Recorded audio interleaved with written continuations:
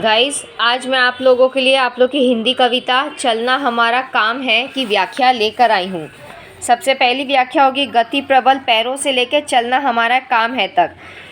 श्री शिव मंगल सिंह सुमन द्वारा रचित चलना हमारा काम है शीर्षक कविता से ली गई उपयुक्त पंक्तियों में कवि मनुष्य को प्रेरणा दे रहा है कि उसे जीवन में निरंतर सक्रिय और गतिशील रहना चाहिए। कवि कहते हैं कि मानव असीम शक्ति से संपन्न प्राणी है, उसमें अद्भुत क्षमताएं हैं जिसके कारण वह बड़ी से बड़ी चुनौतियों का सामना करने की शक्ति रखता है। इसलिए कवि कहता है कि हे मनुष्य, जब तेरे पैरों में अद्भुत गति एवं शक्ति विद्यमान है तो फिर दर खड़ा होने की क्या आवश्यकता है। कवि अभी अपनी मंजिल पर नहीं पहुंच पाया है, अभी उसके सामने लंबा रास्ता पड़ा है। जब तक वह अपने गंतव्य तक नहीं पहुंच जाता तब तक वह विश्राम नहीं करेगा और चलता रहेगा। विशेष कवि मनुष्य को प्रेरणा देते हुए कहता है कि तेरे चरण असीम शक्ति एवं गति से युक्त हैं, इसलिए अपनी मंजिल को पाने के लिए सतत प्रयास करता रहे और दर खड़ा होने के बजाय निरंतर चुनौतियों का सामना करते हुए अपने गंतव्य की ओर बढ़ता रहे। दूसरी पंक्ति कुछ कह लिया से लेकर चलना हमारा काम है। श्री शिव मंगल सिंह सुमन कहते हैं कि जीवन पथ पर चलते हुए अनेक राही मिलते हैं, उनसे अपने सुख दुख को बांट लेने पर मन का बोझ कुछ हल्का हो जाता है। कवि अपनी प्रेमिका के संबंध में कहता है कि अच्छा हुआ जो जीवन के मार्ग पर चलते हुए तुम्हारा सानिध्य प्राप्त हो गया। तुम्हारे साथ रहने पर कुछ समय आसानी से बीत गया और कुछ रास्ता आसानी से कट गया। कवि कहता है कि इस राह पर चलते हुए मैं अपना परिचय किस प्रकार दूं? मेरा परिचय तो केवल इतना है कि मैं जीवन पथ का एक पथिक मात्र हूँ। हमारा काम तो अपने लक्ष्य की ओर निरंतर बढ़ते रहना है।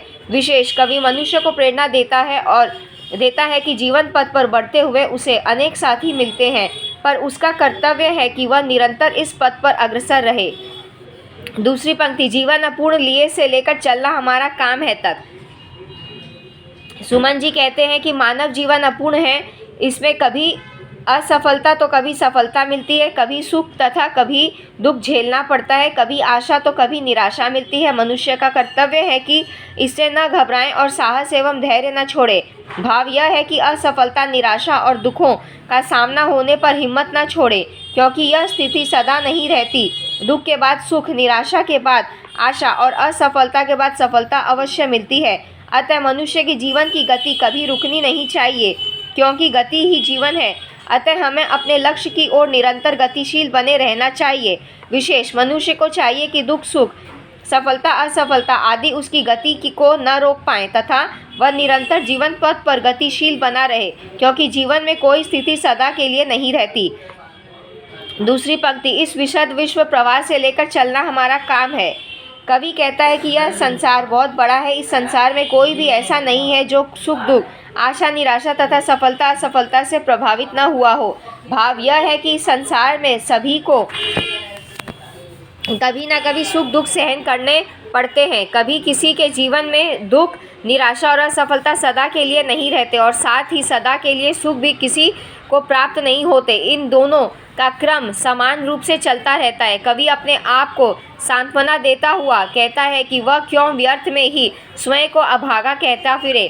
कवि प्रेरणा दे रहा है कि जीवन पथ की बाधाओं पर विजय प्राप्त करते हुए धैर्य एवं साहस से आगे बढ़ते रहना चाहिए। विशेष कवि का संकेत ऐसे लोगों की ओर है जो भाग्यवादी है तथा दुख या असफलता का सामना होने पर यह कहा करते हैं कि मेरा भाग्य खराब है। कवि के अनुसार ऐसे लोग नहीं जानते कि सुख और दुख दोनों जीवन के अनिवार्य अंग है, इसलिए दुखों से विचलित होना या अपने भाग्य को दोष देना उचित नहीं होता। दूसरी पंक्ति मैं पूर्णता की खोज से लेकर चलना हमारा काम है तक।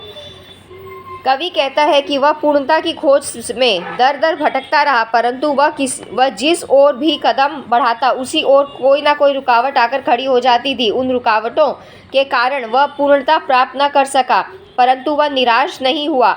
वह कर्म पथ पर बढ़ता रहा, क्योंकि इस पथ पर बढ़ते रहने का नाम ही जीवन है।